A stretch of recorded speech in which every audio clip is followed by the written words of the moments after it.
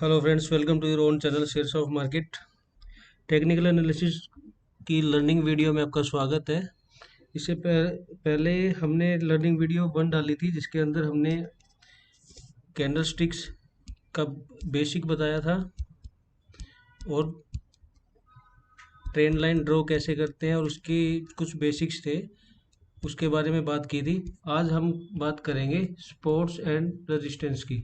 Supports and resistance कैसे draw करते हैं और क्या क्या बातें हमें ध्यान रखनी होगी। ठीक है, तो इसके लिए सबसे पहले हमें पता करना है कि सपोर्ट्स और रेजिस्टेंस होते क्या है। ठीक है, मार्केट मान के चले, अप जा रहा है, डाउन आ रहा है, फिर अप जा रहा है, फिर डाउन जा रहा है, फिर अप जा रहा है, तो एक जो लेवल होगा जिसके नीचे मार्केट इजीली जो लेवल ब्रेक नहीं करता है उसको सपोर्ट बोलेंगे। मार्केट अगर इस लाइन से यहाँ से बार बार सपोर्ट लेके ऊपर जा रहा है तो ये एक तरह से सपोर्ट होगा। ठीक है, इसी तरह रेजिस्टेंस किसे बोलेंगे? मार्केट ऊपर गया है, नीचे आ रहा है एक लेवल से, फिर वापस ऊपर जा रहा है, फिर नीचे आ रहा है, फिर ऊपर, फिर नीचे। तो एक जो लेवल होगा ऊपर की साइड, जिसको मार्केट जिस लेवल को ब्रेक नहीं कर पा रही है इजीली, उसे रेजिस्टेंस बोलते हैं। मार्केट जिसे जल्दी से ब्रेक ना कर पाए।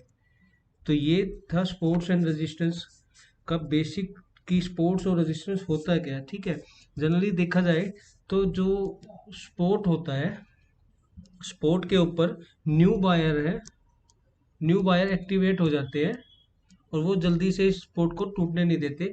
और जिन्होंने यहाँ सेल किया है, यहाँ सेल करते हैं, वो स्पोर्ट के पास आते ही अपना प्रॉफिट है, अपना प्रॉफिट है जो बुक कर लेते हैं। ठीक है, तो इसके लिए इस स्पोर्ट पे मार्केट इसको जल्दी से ब्रेक नहीं कर पाता।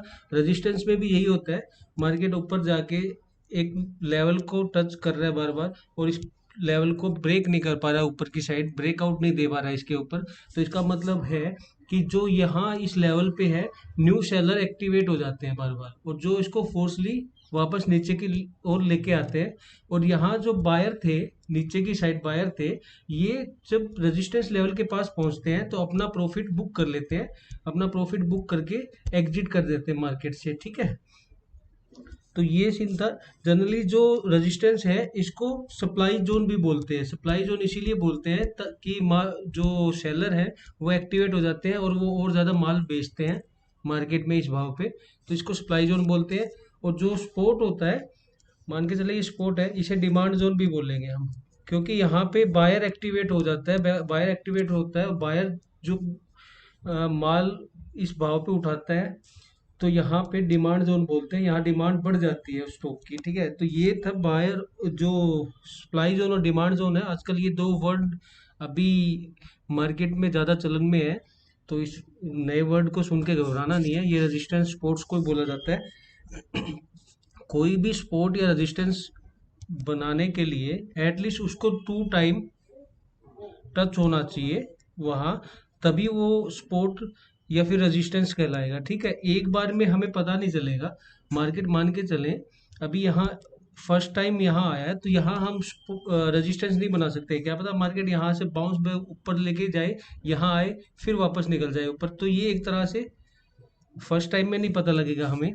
तो कम से कम 2 बार बन के उसके बाद में जाएगा तो हम इसे एक लेवल मान के चलेंगे रेजिस्टेंस का। तो फिर हम देखेंगे, अगर ये यहाँ कंसोलिडेट करके ब्रेकआउट करता है तो हम बोलते हैं ब्रेकआउट हो गया है लेवल का। ठीक है, और अगर यहाँ से वापस आता है तो हम इसको बोलते हैं रिट्रेसमेंट, इसको बोला जाता है रिट्रेसमेंट। इसी तरह स्पोर्ट में भी एक बार टच किया, 2 बार टच किया, तो हमारे लिए कंफर्म हो जाता है कि ये एक स्पोर्ट जोन बन चुका है। ठीक है, उसके बाद में मार्केट अगर वापस यहाँ आके या तो इस लेवल पे कंसोलिडेट करके इसको ब्रेक करेगा, ब्रेक करने पे हम बोलते हैं ब्रेक डाउन हो गया है, इसको ब्रेक डाउन बोला जाता है। ठीक है, या फिर यहाँ कंसोलिडेट करके वापस रिट्रेसमेंट ले लेता है ऊपर की तरफ।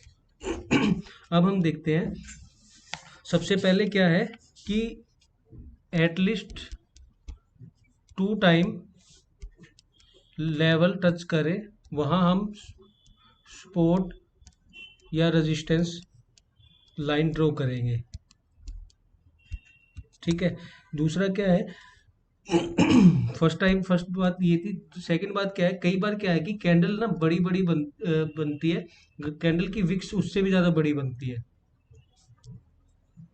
ये कैंडल बन गई, लेकिन इसकी जो विक्स है ये बहुत ज़्यादा बड़ी बनती है। अब सपोर्ट यहाँ माने या यहाँ माने, कुछ लोग यहाँ सपोर्ट मान के रिस्क लेते हैं, कुछ लोग यहाँ जो सेफ ट्रेड होते हैं वहाँ यहाँ मानते हैं। तो हम क्या करेंगे, हम इस पूरे लेवल जो रेंज है, जो जोन बनाया है ये मार्केट ने, इस जोन में हम ट्रेड ही नहीं करेंगे। ये हमारे लिए नो ट्रेड जोन होगा, ठीक है। ये हमारे लिए नो ट्रेड जोन होगा, क्योंकि यहाँ मार्केट डिसीजन नहीं ले पा रहे। ये विक्स जो इतना प्रेशर आया है, इसका हम अभी डिसाइड नहीं कर पाएंगे कि मार्केट किस साइड जाएगा, ठीक है। तो जब भी ऐसे कैंडल बन रही है एक जब भी ऐसी कैंडल बनती है, यहाँ कैंडल्स जो बड़ी बड़ी विक्स के साथ बनेगी, तो हम पूरे इस रेंज को नो ट्रेड जोन लेके इसको पूरे को कवर करेंगे, और यहाँ हम कोई भी ट्रेड नहीं लेंगे, ना अप साइड ना डाउन साइड। जब इसे ब्रेक करेगा, या तो ऊपर की साइड जा रहा है या फिर नीचे की साइड, इस लेवल को ब्रेक करेगा, तो ही हम स्पोर्ट को बोलेंगे कि स्पोर्ट का ब्रेक डाउन हुआ है, ठीक है। एक बात और है कि जैसे मार्केट ने यहाँ ये रेजिस्टेंस लेके मार्केट बार बार वापस नीचे आ रही है, लेकिन जब मार्केट यहाँ कंसोलिडेट करने के बाद मार्केट इसे वापस एक बड़ी कैंडल के साथ ब्रेक करती है, तो फिर मार्केट हमेशा इस लेवल को दोबारा रीटेस्ट करने भी आती है, ठीक है। रीटेस्ट करने के बाद वापस जाती है मार्केट। तो जो अभी तक रेजिस्टेंस था मार्केट के लिए, ब्रेकआउट के बाद फर्स्ट रीटेस्ट के लिए वो सपोर्ट का काम करेगा। तो हमेशा बोला जाता है कि जो सपोर्ट होता है वो ब्रेक होने के बाद रेजिस्टेंस में कन्वर्ट हो जाता है, और जो रेजिस्टेंस है वो ब्रेक होने के बाद सपोर्ट माना जाता है। क्योंकि जब भी ब्रेकआउट या ब्रेक डाउन हो जाएगा, तो जो सपोर्ट था वो resistance, supports become resistance and resistance become support, ये बन जाता है। और जब भी मार्केट इस रेजिस्टेंस को ब्रेक कर देगी अच्छी बड़ी कैंडल के साथ, तो हमें यहाँ क्वांटिटी सेफ ट्रेडर को नहीं लेनी होती। यहाँ रिस्की ट्रेडर या बड़े ट्रेडर है वही लेते हैं क्वांटिटी, और वो भी अपनी जितना उनको इन्वेस्ट करना है उसका 40 to 60% ही उठा के चलते हैं। 100% यहाँ इन्वेस्ट ये करते हैं, क्योंकि ये लेवल जब वापस रीटेस्ट करने आता है, वापस आएगा या आएगा। अगर मार्केट के लिए इम्पोर्टेंट लेवल था रेजिस्टेंस, तो मार्केट इसे पक्का 101% रीटेस्ट करने आएगा। और जब वापस रीटेस्ट करने यहाँ आके वापस जब बाउंस बैक लेता है, तो फिर जो बाकी क्वांटिटी है रिस्की ट्रेडर या बड़े ट्रेडर वो यहाँ यहाँ लेते हैं।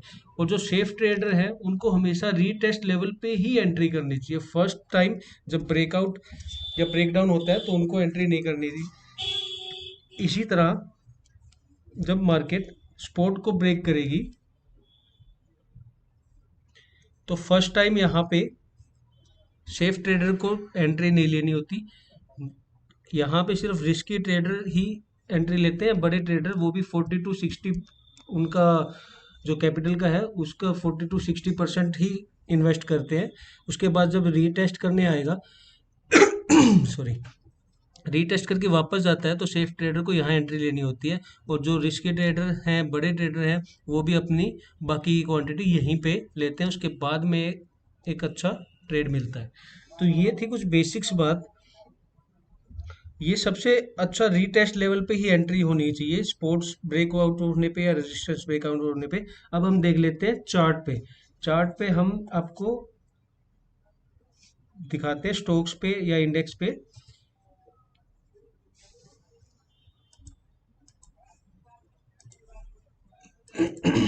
अभी आपको चार्ट के अंदर दिखाते हैं। हम चलते हैं ट्रेडिंग व्यू पे।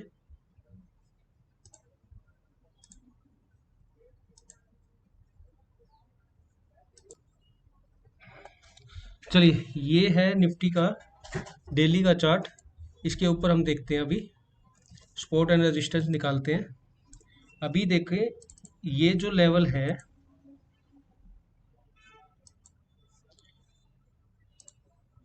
हम यहाँ मार्क कर लेते हैं। अभी मार्केट जब ऊपर जा रहा था तो देखो ये एक सपोर्ट है, सॉरी रेजिस्टेंस है।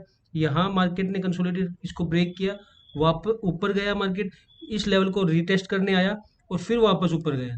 उसके बाद में एक रेजिस्टेंस ये बन गया, या ये जो लाइन हमने ड्रॉ की है, जब मार्केट इसके ऊपर चला गया फिर, ठीक है, मार्केट फिर यहाँ कंसोलिडेट किया एक दो दिन, उसके बाद में वापस ऊपर गया, इस लेवल को फिर टेस्ट करने आया, फिर मार्केट ने ऊपर गया है, फिर दोबारा टेस्ट किया है फिर ऊपर गया है, और जब मार्केट को इसने ब्रेक किया है तो अब नीचे आया है, और नीचे आने के बाद ये एक बड़ी कैंडल ग्रीन बना दी है मार्केट ने। अब मार्केट वापस इस लेवल को रीटेस्ट करेगा, यहाँ कंसोलिडेट करता है तो फिर इसको ब्रेकआउट भी कर सकता है या फिर रिट्रेसमेंट भी ले सकता है। अब पीछे के चार्ट पे भी चलते हैं, वहां भी देखते हैं।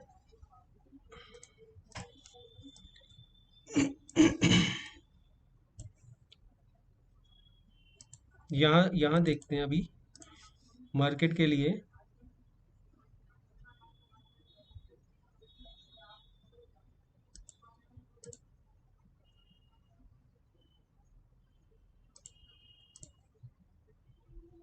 ये जितने भी मैं अभी ड्रॉ कर रहा हूँ, ये सब सपोर्ट और रेजिस्टेंस है। सपोर्ट और रेजिस्टेंस चेंज होते रहते हैं। आप डेली बेस पे आपके लिए थोड़ा टाइम फ्रेम बड़ा हो जाता है, बड़ी कैंडल्स दिखेंगी।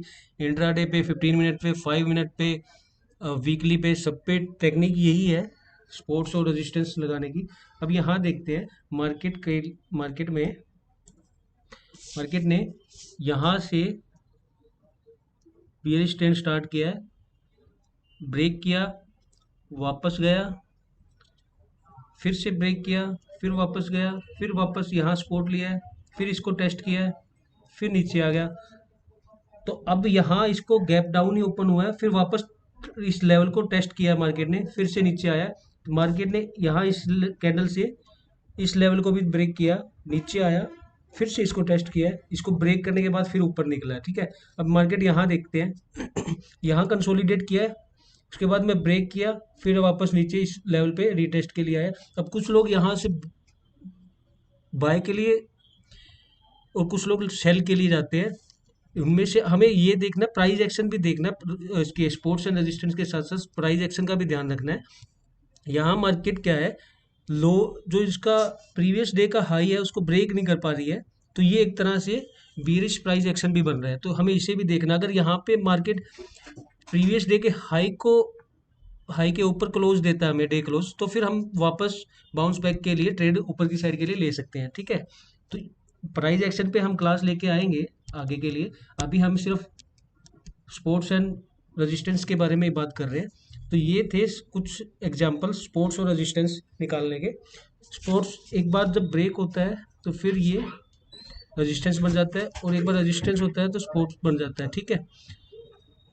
हर तरह से, मतलब आप कहीं भी किसी भी स्टॉक पे देखोगे, किसी भी कैश में देखोगे, किसी भी इंडेक्स में देखोगे, स्पोर्ट्स और रेजिस्टेंस के लिए सेम रूल अप्लाई होते हैं। ये थे टेक्निकल जो बोलते हैं स्पोर्ट्स और रेजिस्टेंस, जो चार्ट पे हमें निकलेंगे, चार्ट पे हम निकालेंगे।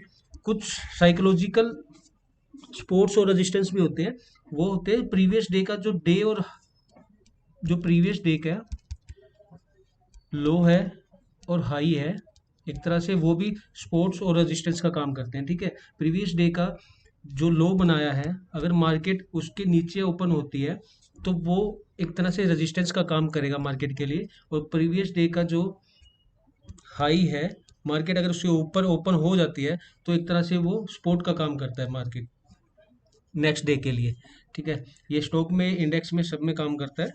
तो ये थी स्पोर्ट्स और रेजिस्टेंस पे छोटी सी लर्निंग वीडियो। अगर आपको अच्छी लगी तो प्लीज़ लाइक करें। आपने चैनल अभी तक सब्सक्राइब नहीं किया तो प्लीज़ सब्सक्राइब कर लें, और बेल आइकन को भी प्रेस कर लें ताकि आपको नोटिफिकेशन मिल जाए time to time new videos की।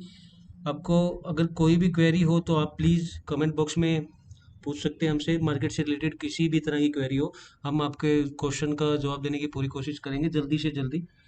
तो इसी के साथ यही इस वीडियो को एंड करते हैं यहीं पे। Thank you, good night, keep supporting me.